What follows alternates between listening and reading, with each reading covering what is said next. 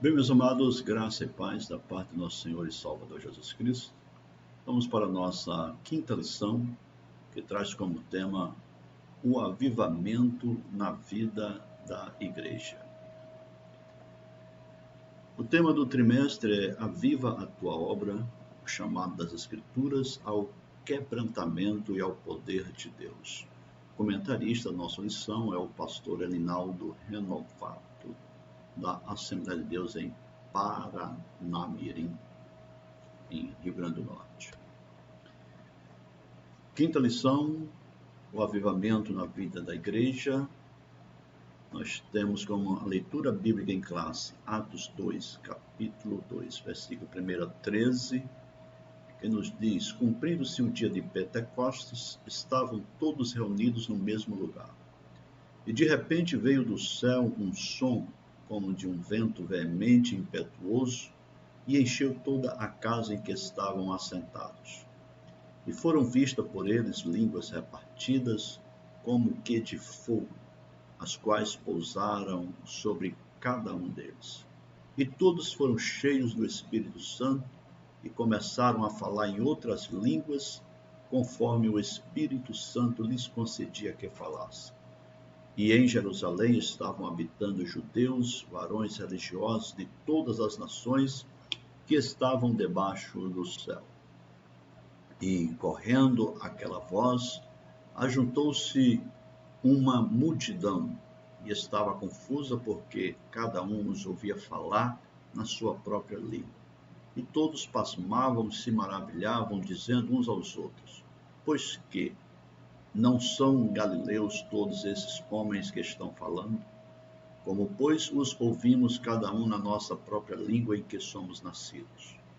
Partos e medos, elamitas e os que habitam na Mesopotâmia, e Judéia e Capadócia e Ponto e Ásia, e Frígia e Panfilha, Egito e partes da Líbia junto a Cirene, e forasteiros romanos, tanto judeus como prosélitos.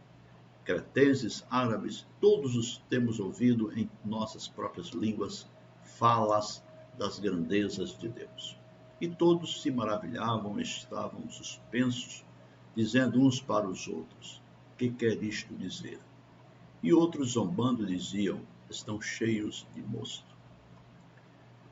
O nosso texto áureo fala: e todos foram cheios do Espírito Santo e começaram a falar em outras línguas, conforme o Espírito Santo lhes concedia que falasse. O dom do Espírito Santo, o batismo do Espírito Santo, é um grande questionamento até os dias de hoje ainda. Há muitos que acham que o batismo foi só para aquela época, o falar em línguas. Outros acreditam que o batismo é para hoje, mas não necessariamente falar em línguas. O fato é que há uma certa divergência, mas a maioria hoje dos pentecostais acreditam na manifestação dos dons espirituais para a atualidade. A verdade prática nos diz: ao longo dos anos, a igreja experimenta avivamentos por meio do batismo do Espírito Santo e da atualidade dos dons espirituais. No final do século XIX, início do século XX, estava em alta a tal da teologia liberal. E os teólogos da época debatiam, combatiam. Calbart levantou aí a questão, com a carta, o comentário aos Romanos, que chocou muitos teólogos da época e bateu de frente com o liberalismo teológico. Porém, enquanto eles debatiam sobre liberalismo teológico, neo-ortodoxia, fundamentalismo, a igreja estava sendo sacudida pelo poder de Deus. Em 1906, o Senhor Jesus estava batizando os crentes com o Espírito Santo, com a evidência do falar em outras línguas. Esse movimento começou lá nos Estados Unidos, em Los Angeles, e se espalhou por toda a parte. Hoje são milhões de pessoas batizadas no Espírito Santo. É uma realidade que não se pode negar. Através do batismo no Espírito Santo, deste enchimento de poder na vida dos cristãos, a evangelização tomou um novo rumo, a evangelização mundial. A igreja se expandiu e hoje, como disse, é inegável a realidade do batismo no Espírito Santo. Os objetivos da nossa lição são 3: expor a realidade do batismo no Espírito Santo e o público-alvo, examinar o dinamismo da Igreja Apostólica e demonstrar a importância de um ministério ungido para os dias atuais. É bem verdade que tem havido muito abuso, muita meninice no meio pentecostal, mas são coisas que devemos corrigir, e é uma igreja nova ainda, 100 anos, 100 e poucos anos, então temos muito que aprender ainda. Nessa lição estudaremos 3 tópicos: o batismo no Espírito Santo e o público-alvo. Nesse tópico vamos estudar sobre o chamado abrangente de Jesus, a promessa é para todos os salvos, o engano dos cessacionistas. No segundo tópico, vamos ver o dinamismo da Igreja Apostólica, e está subdividido em 2 subtópicos: a Igreja nasce avivada, a Igreja depois do Pentecostes, e o terceiro e último tópico é o ministério ungido para os dias atuais. Neste, estudaremos na unção do Espírito Santo, autenticado por Deus e glorifica a Cristo. Vejamos, então, a nossa lição. Por que a igreja precisa do Espírito Santo para executar a sua missão? Bem, Jesus disse que se ele não fosse, o Consolador não viria. E era necessário que ele fosse para que o Consolador viesse. E quando ele viesse, convenceria o mundo do pecado, da justiça e do juízo. Além disso, Jesus disse que João, na verdade, batizou com água, mas vocês serão batizados com o Espírito Santo não muito depois desses dias. E a promessa aconteceu, se cumpriu no dia de Pentecostes. Eles foram cheios do Espírito Santo, e naquele dia, aquele Pedro amedrontado, que negou a Cristo há dias atrás, agora se levanta e mostra para aquele povo quem de fato é Jesus Cristo, faz uma pregação inspirada, iluminada pelo poder, pelo Espírito Santo, e ele vai concluindo no seu discurso, diz que a promessa diz respeito a vós, a vossos filhos, aos que estão longe e a tantos quantos Deus nosso Senhor chamar.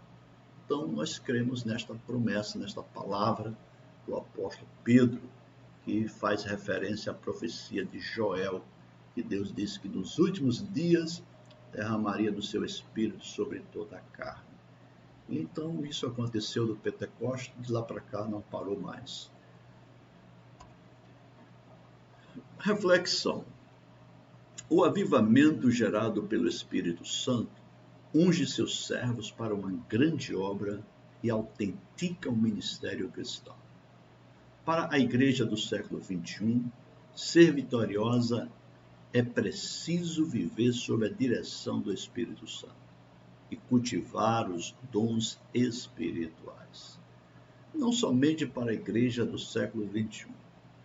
Ser cheio do Espírito Santo, ser dirigido pelo Espírito Santo, é para a igreja de todos os tempos.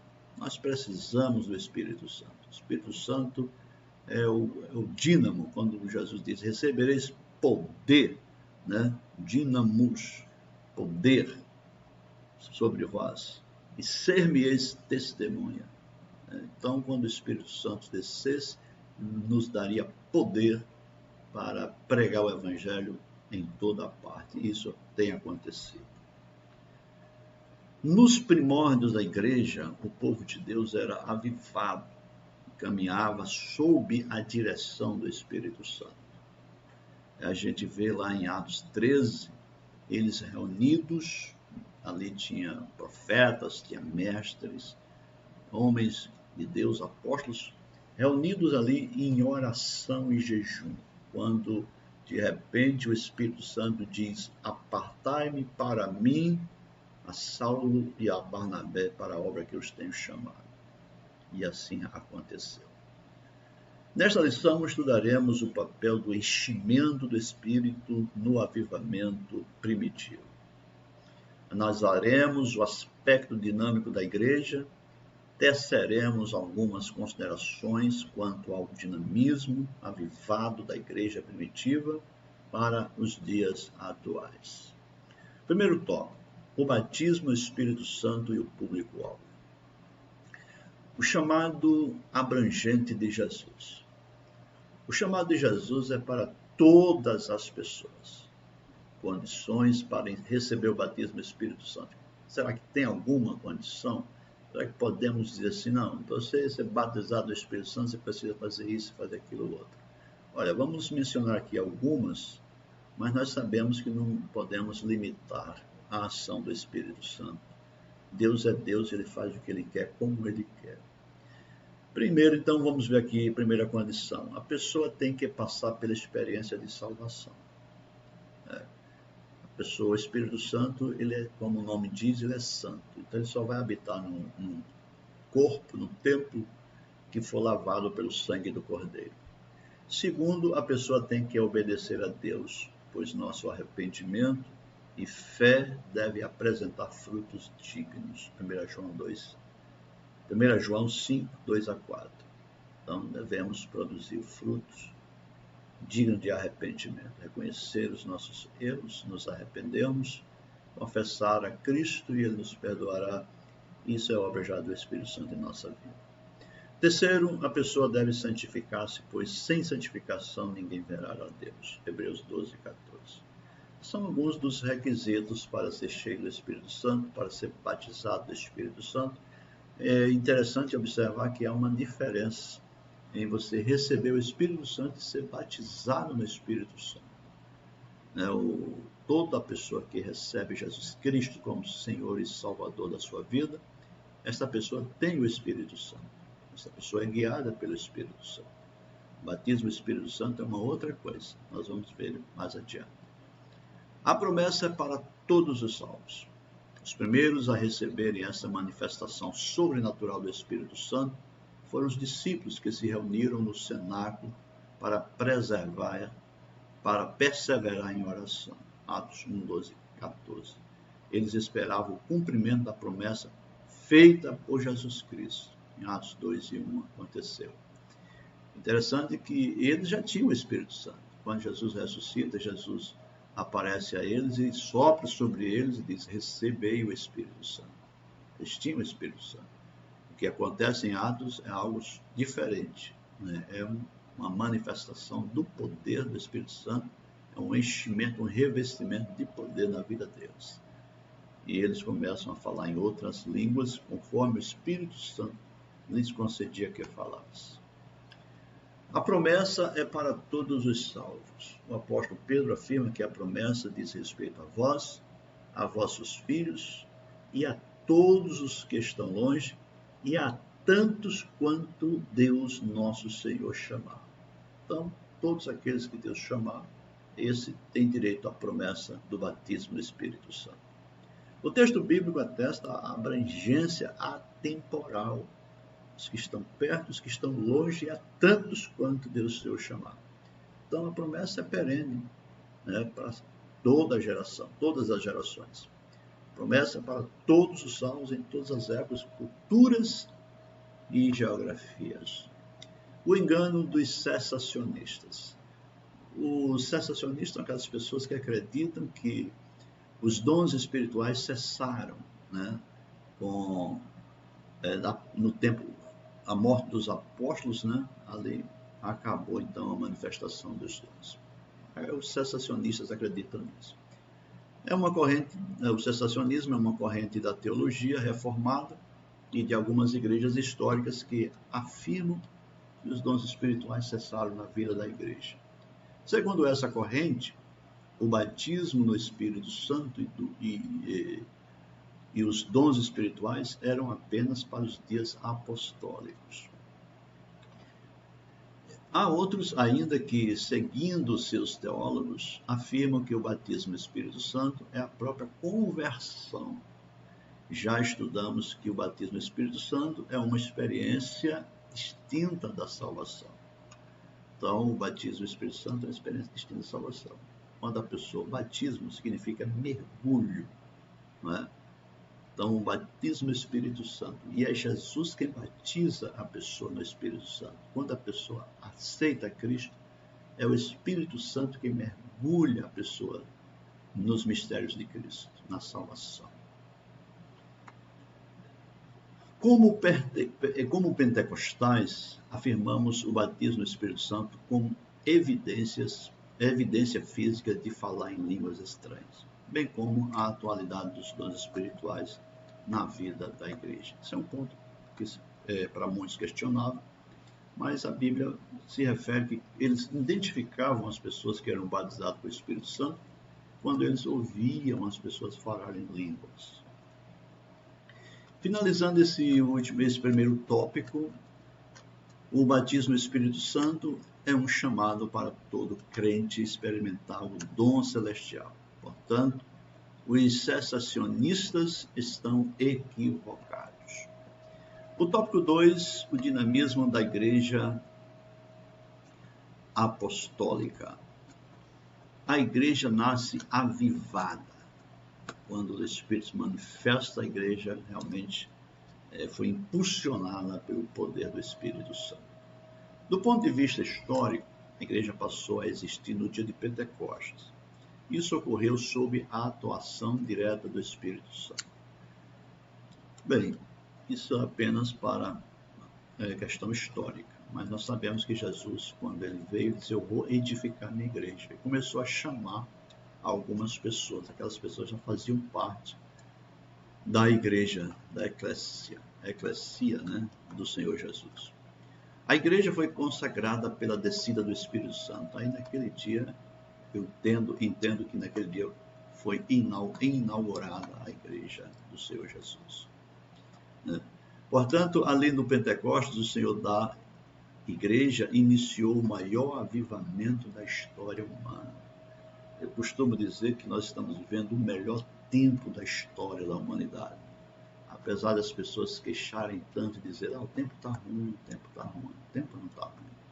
O tempo é bom. O tempo da graça de Deus. Os sinais do poder de Deus nos Atos dos Apóstolos podem ser resumidos assim: conversões e batismo, Atos 2:41, como frutos do avivamento espiritual em Jerusalém. Após o Pentecostes, a Igreja Apostólica pregava na autoridade do nome de Jesus, no unção e no poder do Espírito Santo. A igreja depois do Pentecostes foi outra. A Igreja Apostólica estava na unção e no poder do Espírito Santo, por isso havia perseverança na doutrina, na comunhão e na oração. Havia temor, sinais e maravilhas. Muitos milagres se operavam através dos apóstolos. Havia cuidado especial para com os irmãos crentes. E havia uma comunhão tão grande que nada do que eles tinham diziam que era sua própria, mas tinham tudo em comum. E não havia necessitado no meio deles. O avivamento espiritual da Igreja Apostólica revela um profundo compromisso em duas esferas: a espiritual, piedade, palavra e oração, e na esfera social, comunhão, suprir a carência de todos que precisavam. Esse segundo tópico a gente encerra aqui, dizendo que a igreja do Pentecostes nasceu avivada e permaneceu avivada. Isso explica o dinamismo dessa igreja. Não só havia cura, libertação, mas principalmente salvação. A Bíblia diz que todos os dias o Senhor acrescentava à igreja aqueles que haviam de serem salvos. Maravilha de Jesus. Glória a Deus. Terceiro tópico, falaremos e encerraremos aqui a nossa lição de hoje, um ministério ungido para os dias atuais. Na unção do Espírito Santo, a pregação cristã deve ser acompanhada de poder, sinais e milagres.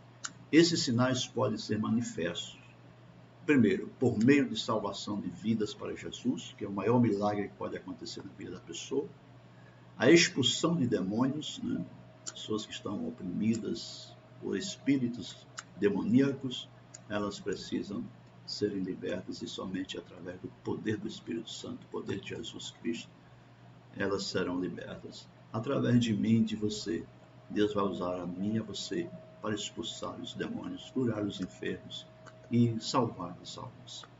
Terceiro, imposição de mãos sobre os enfermos para serem curados. Marcos 16, 18. Imporão as mãos sobre os enfermos e os curarão. Imporão, quem vai pôr as mãos? Nós. E os curarão, quem vai curar? Nós. Curar, vamos curar sim, em nome de Jesus, com o poder de Jesus, para a glória de Jesus, nada nós, mas somos o instrumento que Deus vai usar. Um ministério avivado, ungido pelo Espírito Santo, é indispensável à missão da igreja desses dias. Autenticado por Deus. Um ministério ungido não se desenvolve apenas por intermédio dos instrumentos formais e acadêmicos dentro dos padrões hermenêuticos e exegético e homilético da pregação. São instrumentos importantes para o aprimoramento do obreiro, mas só eles não bastam. É preciso que Deus aprove o trabalho. É preciso ter as duas coisas, a graça e o conhecimento. Não basta apenas o conhecimento, nem também apenas a graça. Mas se for para escolher um dos dois, prefiro a graça. Mas a graça sem o conhecimento, o poder sem o conhecimento, o zelo sem o conhecimento, é um fanatismo, né? Não é bom ter zelo sem conhecimento. E o conhecimento sem a graça, né, se torna um legalista frio, morno e abominável. É preciso ter os dois, graça e o conhecimento, autenticados por Deus. Conforme Marcos, Jesus autenticou a pregação dos discípulos, dizendo o seguinte, Marcos 16, 20, confirmando a palavra com sinais que se seguiram.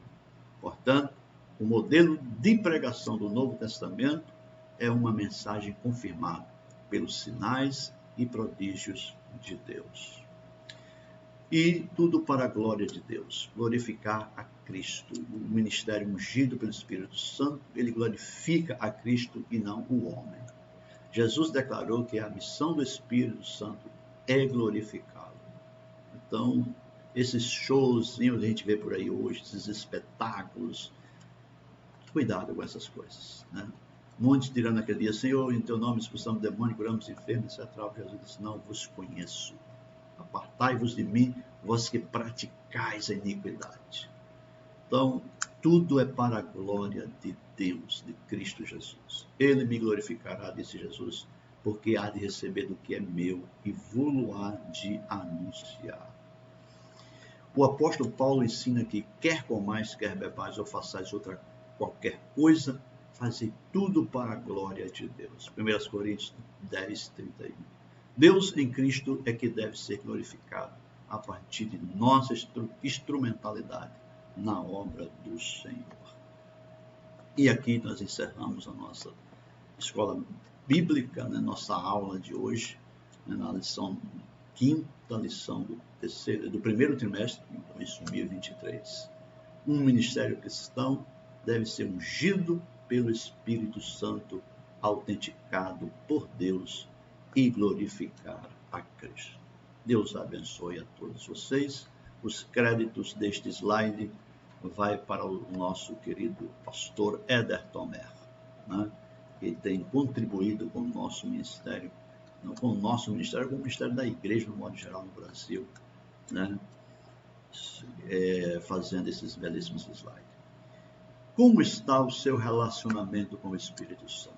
Você compreendeu o que é viver na unção do Espírito Santo e glorificando a Cristo em tudo? Pense nisso. A Igreja Apostólica nasceu sob o avivamento do Pentecostes, debaixo do glorioso batismo do Espírito Santo. Ao longo de sua história, aprendemos que a razão do seu êxito não foi o conhecimento humano de seus pregadores, membros e congregados. O que fez toda a diferença no ministério da Igreja Apostólica foi a unção do Espírito Santo sobre essa igreja. Não podemos deixar a chama apagar. A unção do Espírito Santo continua disponível até hoje. Que Deus abençoe você, que o Espírito Santo ilumine a sua vida e que você não deixe a chama do Espírito Santo se apagar na sua vida. Deus é o nosso único refúgio neste mundo de tanta hostilidade, de tanta frieza, de tanto desamor. Quanto mais perto do fim estamos, mais necessitamos da graça e da unção do Espírito Santo. Fiquem com Deus e até o nosso próximo encontro. Deus abençoe a todos e a graça e a paz do Senhor Jesus esteja com todos vocês. Amém.